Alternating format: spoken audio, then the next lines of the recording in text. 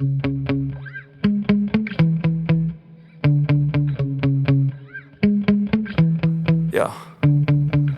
Sometimes I get so mad, there's no controlling me. My thoughts get so bad, I'm like. Part 1. 1. You're going to hear a conversation between a student and an academic advisor. First, you have some time to look at questions 1 to 4.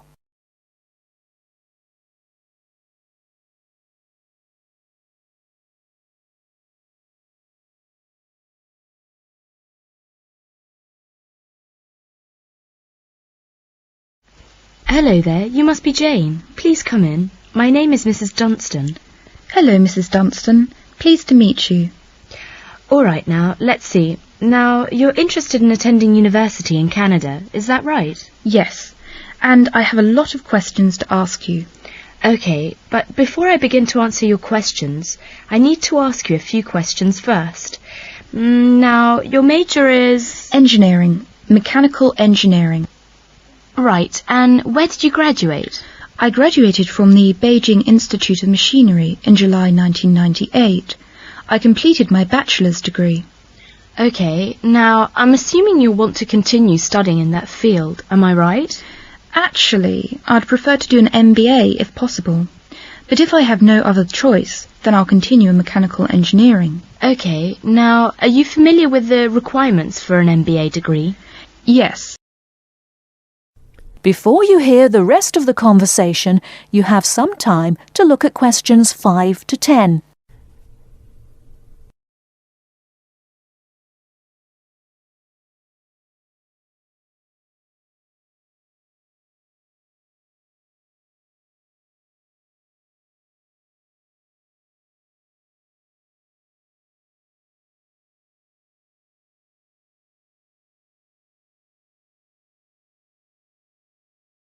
Now listen and answer questions 5 to 10. I think I need to do well on the GMAT, and I'll definitely need the TOEFL or Ielts, right? That's right. You'll need at least 600 on the TOEFL or 6.5 on Ielts. In addition, you need to have completed a bachelor's degree too. Did you take the GMAT yet? No, but I plan to take it in August. The requirements for a master's degree in engineering are a little different. You'll need to take the GRE and of course the TOEFL or Ielts. I see. And when do I start to apply? The best time to start the application process is in November or December of the year prior to your intended year of study. Application forms are usually available in September or October. Which schools in Canada offer the MBA degree? Of the approximately 50 universities in Canada, 20 offer an MBA. Here's a small booklet summarising Canadian university programmes. You'll find all the information on page 22. Great, thanks. And how about tuition and scholarships? Tuition for MBA programmes has been steadily increasing. Some universities now charge the full tuition, meaning that there is no government subsidy. Those universities cost about $10,000 per year, and it's a 2-year programme.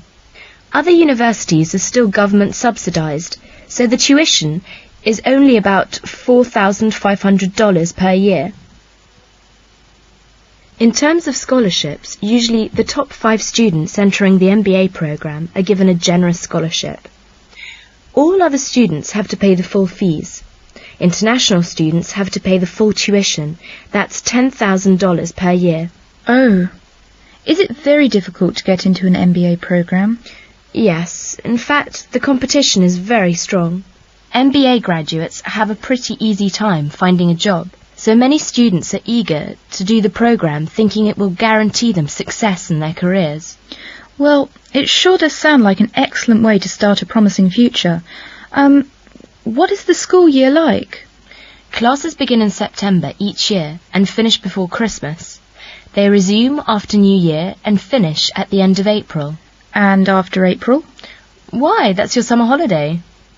Sounds great. I want to thank you, Mrs. Dunstan, for all your help.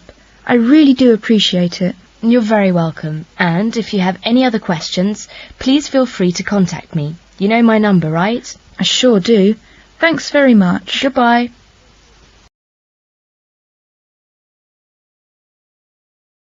That is the end of part 1. You now have half a minute to check your answers.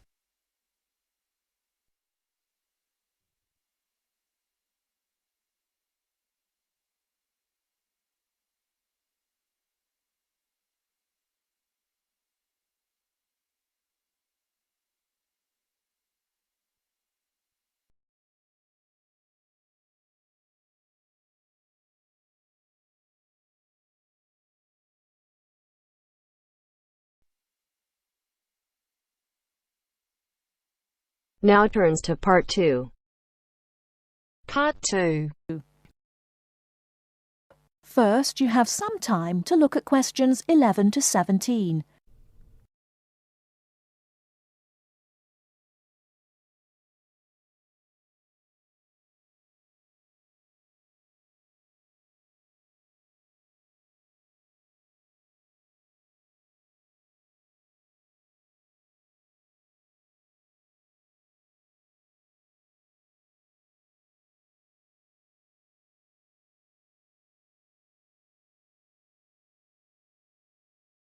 Now, listen carefully and answer questions 11 to 17. Hello, Clark's Cycle Hire. My name's Keith. How can I help you? Oh, hello. I saw your ad in the local paper, and as I'm thinking of doing some cycling, I'm wondering what kinds of bike you have and what your prices are like. Well, we hire out two main types of machine, touring and mountain bikes. Are you likely to be riding off-road, do you think? No, I'll probably be sticking to roads and country lanes, so a touring bike would be best, I think. Right, well, the rate will be £50 for a week or £14 per day. So it's a lot cheaper to rent by the week. Yes, definitely. Though it's important to bring the bike back on time. Otherwise, I'm afraid we have to charge a late return fee. And how much is that? For each additional hour, it's £1.25. So if you were a day late, it would cost another £30. Yes, that's right. I'd make sure I didn't do that then. I should also point out there's a deposit which you get back when you return the bicycle. In good condition, of course. On touring models, it's £60. Is there anything else I'd have to pay? No, that's it. Though if you're planning to ride fairly long distances, you might like to have one or two accessories. Such as? Well, for another £5, we can supply lightweight bags, either panniers or the handlebar sort. It's amazing how much they can carry, and the way they're designed means they don't get in the way when you're riding. Well, I'll see. But what about essential things like a pump and a repair kit? I wouldn't have to pay extra for those, would I? No, there's no charge for things like that. Or for a lock. It's a good strong one too. Just make sure you don't lose the key. That reminds me, what about insurance? What happens if someone steals the bike, in spite of the wonderful lock? Didn't I mention that? Oh, I should have told you that's included in the rental too. And it covers everything, does it? It covers you against theft of the bike, yes, as long as it's securely locked at the time. You'd have to pay part of any individual claim, though. How much? If the bike was stolen and not recovered, you'd be liable for the first £100. So, if I do go ahead and rent one, how do I pay? By cheque or would it have to be cash? Neither, I'm afraid. We can only accept credit card bookings. Otherwise, we'd have to ask our customers for the full value of the machine as a deposit. I've got a Visa in my name. Would that be okay? Sure. Before you hear the rest of the talk, you have some time to look at questions 18 to 20.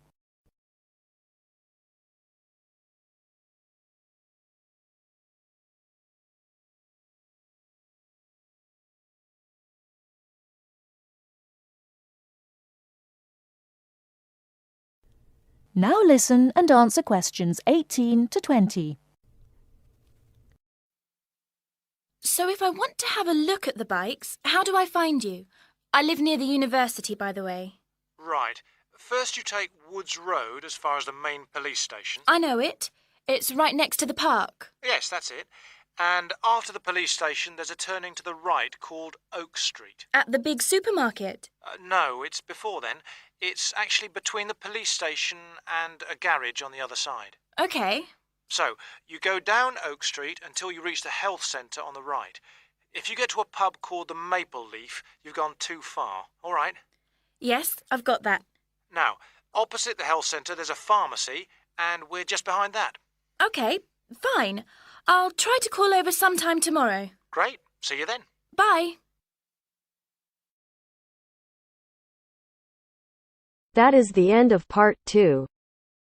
You now have half a minute to check your answers.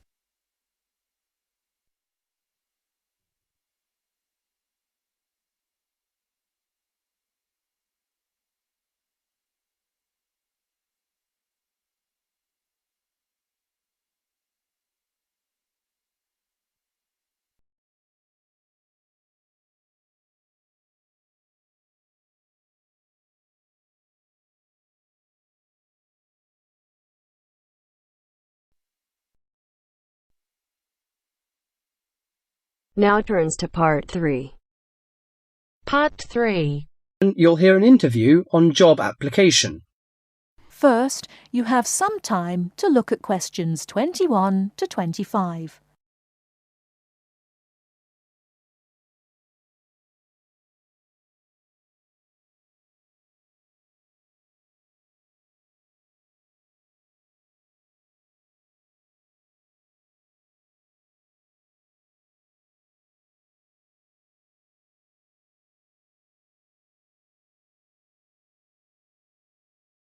Now listen carefully and answer questions 21 to 25. These days it's hard enough to find a suitable job, let alone get as far as an interview. Dozens of people every day send off their curriculum vitae or application form and wait hopefully to be summoned for an interview.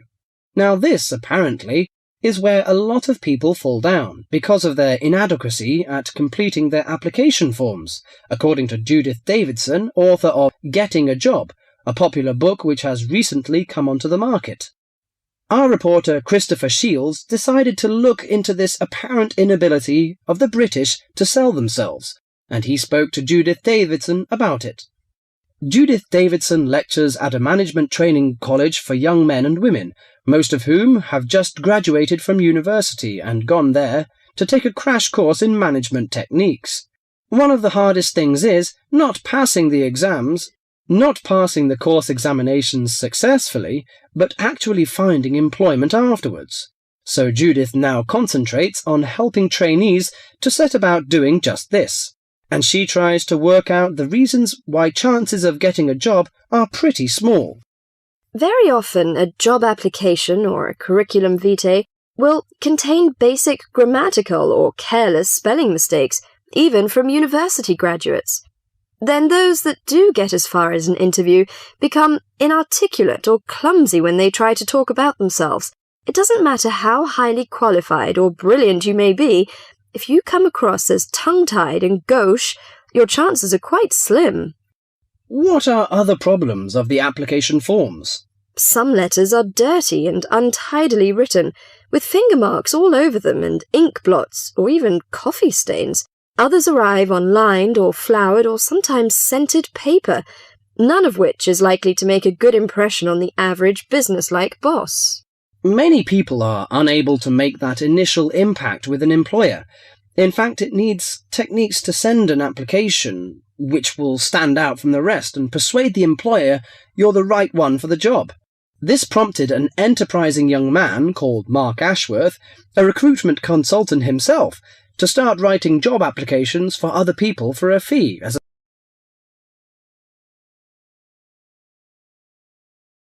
Before you hear the rest of the talk, you have some time to look at questions 26 to 30.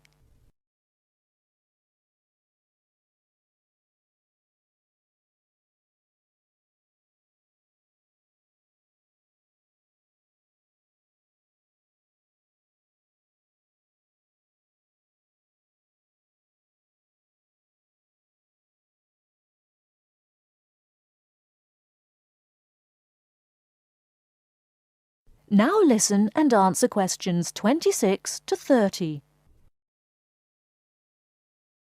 He told me he got the idea in America, where it's already big business, and in the last few months alone he's written over 35 CVs. He feels that 80% of job applications received by personnel managers are inadequate in some way. Well, yes, many people simply can't cope with grammar and spelling and don't know what to put in or leave out. Sometimes people condense their work experience so much that a future employer doesn't know enough about him. Then, on the other hand, some people go too far the other way. To give you an example, one CV I once received in my recruiting role was getting on for 30 pages long. Mark has an initial interview with all his clients in which he tries to make them think about their motivation. He can often exploit these experiences in the CV he writes for them, and shows that they have been valuable preparation for the job now sought. He also believes that well-prepared job history and a good letter of application are absolutely essential. Among the most important aspects of applications are spelling, correct grammar, content, and layout. A new boss will probably also be impressed with a good reference or a letter of commendation written by a former employer. The type of CV I aim to produce depends largely on the kind of job being applied for. They don't always have to be slick or highly sophisticated, but in certain cases this does help. Judith Davidson thought very much along the same lines as Mark. In her opinion, one of the most important aspects of job applications was that they should be easy to read. Many applicants send in letters and forms which are virtually unreadable. The essence of handwritten application is that they should be neat, legible, and the spelling should be accurate. I stress handwritten because most employers want a sample of their future employees' writing. Many believe this gives some indication of the character of the person who wrote it. Some people forget vital things like putting their own address or the date. Others fail to do what's required of them by a job advertisement. Judith believes that job seekers should always send an accompanying letter along with their application forms, stating clearly why their qualifications make them suitable for the vacancy. Personal details have no place in letters of application. I well remember hearing about one such letter which stated, quite bluntly, "I need more money to pay for my flat." No boss would be impressed by such directness. She added that the art of applying for jobs successfully was having to be learnt by more and more people these days, with the current unemployment situation. With as many as 200 or 300 people applying for one vacancy, a boss would want to see only a small fraction of that number in person for an interview. So your application had to really outshine all the others to get you on the shortlist.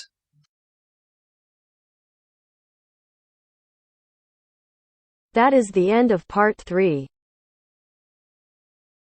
You now have half a minute to check your answers.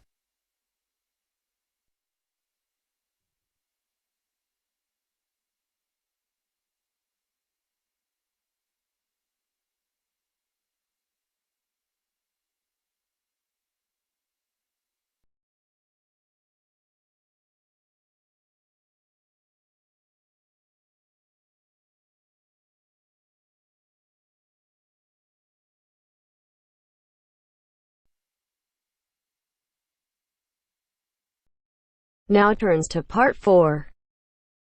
Part 4. You will hear part of a lecture about architecture. You have 30 seconds to look at questions 31 to 36.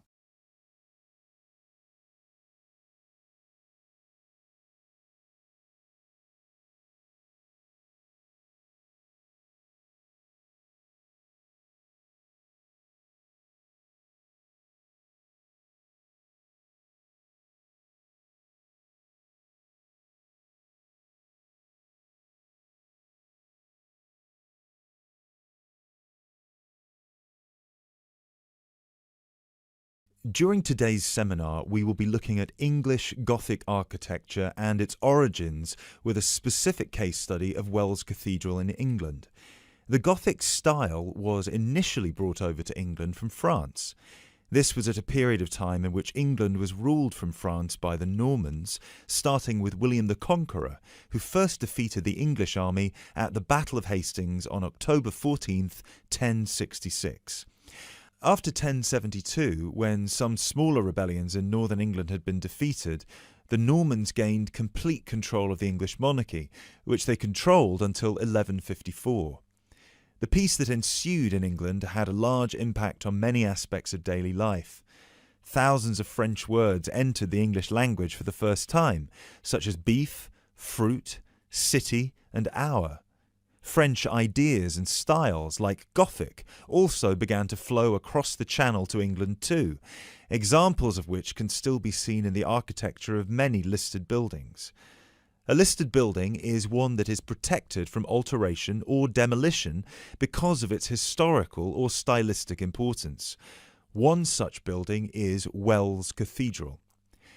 Construction on Wells Cathedral began in 1175, at a time when Gothic architecture as a style was in its infancy. As a result, it is one of the first entirely Gothic buildings ever constructed. From the first designs to the date it was completed in 1490, Gothic architecture flourished in England. Therefore, later additions to the building were still influenced by this Gothic style, rather than by later architectural styles such as Tudor architecture.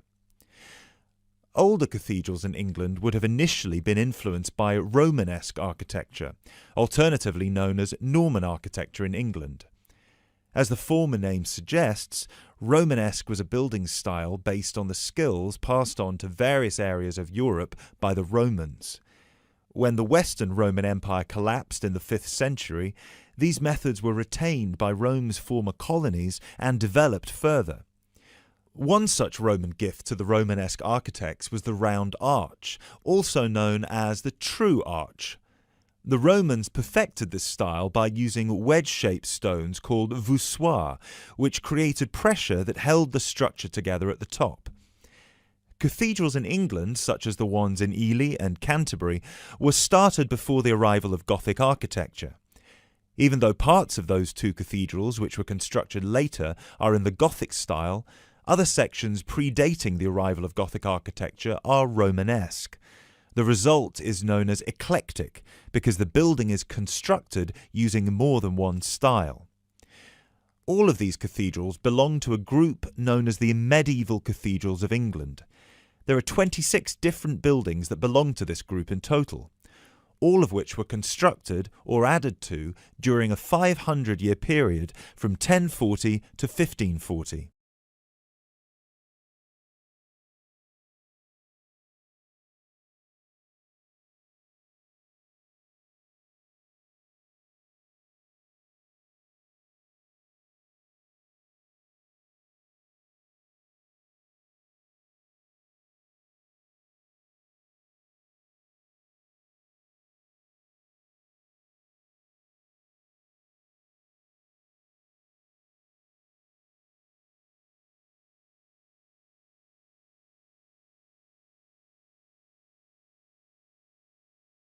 The transition from Romanesque to Gothic began in 1144 at the Abbey Church of Saint-Denis on the edge of Paris. It was here that a Benedictine abbot by the name of Suger had just completed his plan to rebuild the Basilica of Saint-Denis in a new style through which he believed the dull mind rises to truth through that which is material. This refers to one architectural feature in particular: high, rib-vault ceilings, which created much more space inside the cathedral and were designed to draw the attention of people up towards heaven.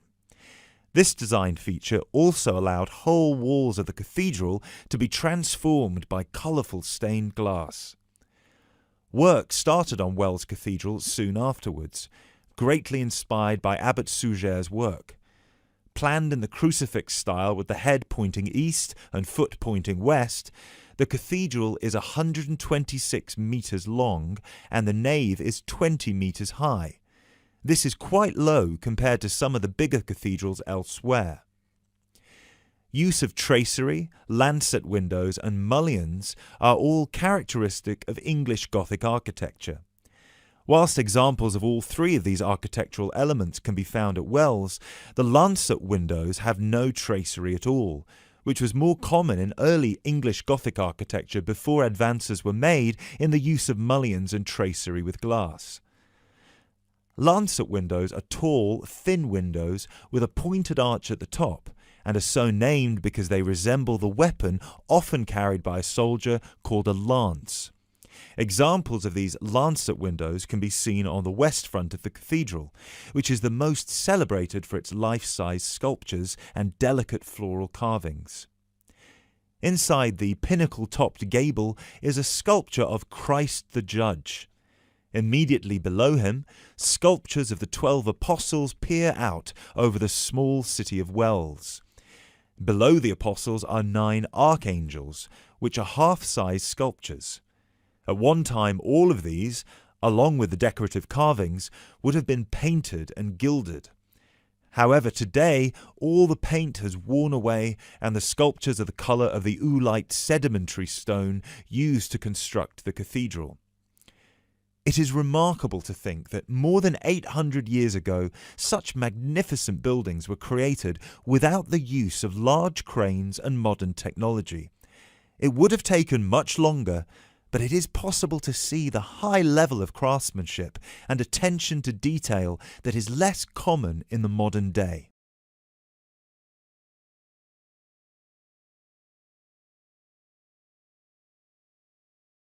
That is the end of part 4. You now have half a minute to check your answers.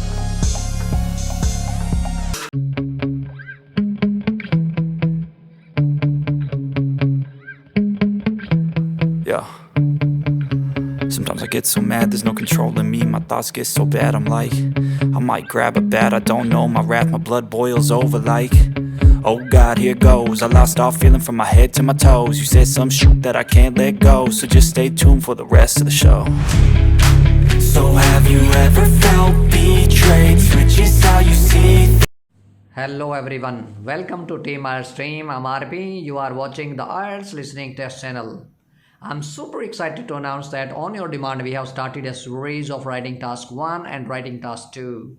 And today I'm going to explain how to write effective writing task 1, and this is process.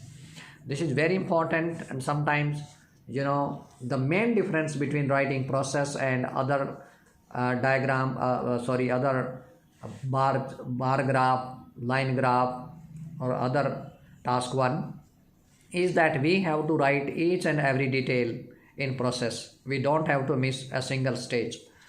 So this is all about this one, and let's get started without wasting your time. If your dream is to achieve 8+, this video is for you. So watch my full video and you will get load of things how to write effective process, effective diagram. Okay, that's it as topic. Diagram below shows how avocado oil is extracted. Okay, it's taken out, it means it's extracted. Okay, here you can see there are process here. Lot of avocado here you can see these are fresh avocados. Here we can see rotten fruit, and then rotten fruit are sent by vehicles. Here we can see orchard. Okay, then fresh fruits are sent into the washer over here, and then after being washed they are over here crushed. Over here they are sent to crusher to crush, and after byproduct there are seeds and skins. Over here again they are sent to orchard, and there's some blender also we can see over here, and there are 2 stages of centrifuge. Centrifuge means is given over here. Centrifuge is machine that spins fast and separates liquids from solids. So that is given over here. This is centrifuge stage number 1, and this is stage number 2, centrifuge. Centrifuge, it means machine that spins fast and separates liquids from solids. Here you can see the maximum temperature, and here you can see how filter is used and clarified oil also, and this you can see dispenser and ready to use. Dispenser you can see. So I think I had an overlook. It would be easy now to understand for you. So are you ready? Here we go. The given flow chart describes the process of oil extraction from avocados. This is how I have written introduction. The given flow chart or rendered flow chart describes the process of oil extraction from avocados. Avocados is name of some fruit. Okay, and it's time to write overview. Overall, it is noticeable. It's nice way to start your overview, writing your overview. Overall, it is noticeable that process constitutes of mainly three stages. Constitutes of, it means is made of mainly three stages. Mean there are mainly major three stages or major three distinct stages. One is collection of avocados. Here we can see collection of avocados. Second one is separation of waste. Separation of waste. Here we can see separation of waste. And process culminates with filtration of oil. Here we can see filtration of oil. So there are three main stages over here. Okay, this is how I have written main body paragraph 1. Initially, this is nice way to start. Avocados are collected in huge amount. Here we can see avocados are collected in huge amount. And then rotten avocados are separated by the workers. Here we can see rotten fruit, rotten avocados are separated or get separated by the workers from where those decayed fruit or rotten fruit or decayed fruit are sent to the orchard. Here we can see some vehicle is used and here is orchard, they sent to the orchard. Afterward is linking word. It's very nice way to start. Something else, something means some other things, something other we want to start writing something other, like afterward, or we can say then. Afterward, fresh avocados are washed in a washer. Here you can see washer. So they are washed in the washer and they undergo from crushing in crusher machine. They undergo from crushing in crusher machine. So here we can see crusher and is crushing machine, and here we can see blender. The byproduct of avocados such as seeds and peels are then sent to orchard. Again here you can see byproduct means seeds and skins. They are again sent to orchard. And the remaining avocados go into the blender. Remaining avocados, here we can see the blender, their remaining avocados, they are sent to, they go into the blender. Okay, this is how I have written main body paragraph 2. Subsequently, this is very nice cohesive devices to use. Subsequently mean after that. So in spite of after that, and then you can use subsequently. It's nice cohesive device, nice connector to use. Blended avocado are sent to stage 1 centrifuge. So here you can see stage 1 centrifuge.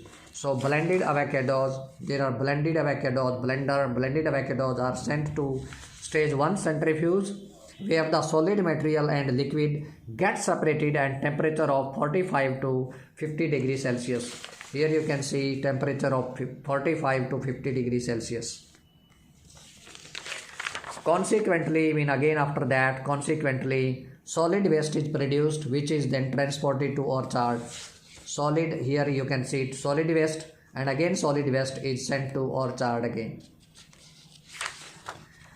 At stage 2 centrifuge, here you can see stage 2 centrifuge. Stage 2 centrifuge, oil and water get disassociated and oil undergoes from filtration with facilitation of filter. Here you can see filter, facilitation of filter, and this is stage 2, this is centrifuge, and finally the clarified oil is being poured into clarified oil. You can see clarified oil is being poured into the dispenser. Here you can see the dispenser, last one dispenser, and is ready to use, and this clarified oil is ready to use. It means now how this oil is extracted, avocado oil is extracted. This is the full process. So I think this video would be really helpful for you. Thank you so much for watching my full video, and this is the end of the video, but don't forget to subscribe our channel, like, comment, and please press the bell icon so that you can get notification of every new video. Bye bye for now. See you in my next lesson.